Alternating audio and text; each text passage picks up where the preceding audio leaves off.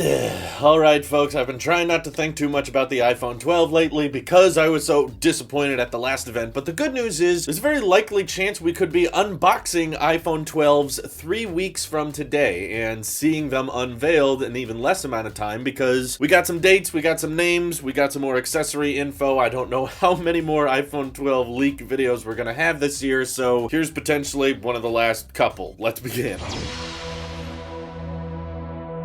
So firstly, it's a tad bit of information that I thought was somewhat interesting. The naming scheme for the iPhone 12 lineup was a little bit different from what I was expecting. They're going to use the terminology iPhone 12 mini for the 5.4-inch model, which I didn't think Apple would be okay with, but it does make a little bit of sense. It is quite small. It's smaller than the iPhone SE, and they want to call the regular 6.1-inch iPhone 12 the iPhone 12. That's it. It's fairly simple. I think this is actually a fairly reasonable and simple successor to the iPhone 11. To not have the smaller one be the regular one, but instead have the 6.1-inch iPhone be the default, and then if you want to opt for 12 mini, you can save yourself some money and get a much smaller phone. Then of course, no other surprises, the regular iPhone 12 Pro is called the 12 Pro, and the largest iPhone with the 6.7-inch display is the 12 Pro Max. So no huge surprises there, but originally this leak came from Love to Dream, who has a pretty reputable track record these days, and the same guy who tweeted out the iPad Air leaked info with the Touch ID and the power button thing. So he has a pretty dang spotless track record right now as well. He was the guy who tweeted a picture of the iPhone SE like 6 weeks before it launched. Now he tweeted out pictures of cases that are referring to the iPhone names, and this once again reinforces Love to Dream's leak suggesting that that base model iPhone will be called 12 mini, which a lot of people were suggesting for a long time. The only reason I was hesitant to it is because Apple has never really used that naming before, but they've also never released 4 new iPhones at the same time before. So this is a little different, and having such range in sizes is pretty weird and bizarre to see with Apple. So hats off to them for making somewhat appropriate naming schemes this year. And when it comes to dates and when should we expect the iPhone event or when should iPhone start shipping, several carriers have kind of leaked info onto when they're expecting shipments, and there was a few leaked interviews with Eddie Q that was talking about iPhone 12 release being days away, which some people, I think, interpreted that as, oh, that means they're coming out like tomorrow or something. But honestly, I think days away is kind of a vague answer anyway, because it can be like 30 days away. That doesn't mean it's super soon. But anyway, several leakers are saying October 13th is when the event will be, and if it's anything like the last event, we might not even know that that event is taking place until a week before it happens. So don't be too surprised if it's the end of September or the beginning of October and we still don't know when the event date is, because it sounds like, of course, it'll be an all online. It will not be an in-person event, and when it's an in-person event, they don't have to really notify people that up front, so very possible it won't be until October 6th that we actually get confirmation of the event taking place on that day. And then obviously iPhones will be the main attraction of the event, but it's possible they could unveil other stuff like AirTags, which have been in the work for years, or maybe AirPods Studio, but that's still in the maybe category, because if Mark Gurman is right, which he has been a lot lately, it could end up being just an iPhone event, and then in November we get an Apple Silicon Mac event. And I'm not in favor of this. I don't like Apple breaking everything up into separate little events, but that's just what the leakers are saying, and they got a lot right about the last event. So similar to the Apple Watch Series 6 being unveiled on that Time Flies event and then being available for people to unbox that following Friday, we could technically see Apple unveil the iPhone 12s on October 13th, and then deliveries officially taking place on Friday, which would be, I think, October 16th. And this isn't a leak or a rumor or anything, it's just a personal prediction of mine, but because iPhone launch day is always the busiest day of every Apple store in the year, I'm predicting that Apple will specifically say no iPhone 12s will be available at Apple stores, because they don't want to draw crowds and they don't want a lot of people all condensing in the same places, especially around their store, with how Apple is being overly cautious towards everything and having limited amounts of people in the store and everyone wearing masks and stuff. It would look very bad in the press if they were like, you can pick up your new iPhone at the Apple store on Fridays, because even when you do like these scheduled pickup times, which they encourage you to do every year, I've been to several iPhone launch dates and there are still people who do not pre-order and just are hoping to get one by camping out early. Doesn't matter how much Apple specifies, don't show up until your scheduled meeting time, people will still crowd. So I feel like the only thing Apple can do to avoid these crowds is specifically tell people at the event, can't, okay? We're just gonna ship them. Stay at home. The packages will come to you, and do not show up to the Apple stores because they're not gonna have any. Personal prediction of mine, but I've been wrong a lot, so you can choose not to believe me. And if there's anything we've learned from the Apple Watch Series 6 launch, is that it seems highly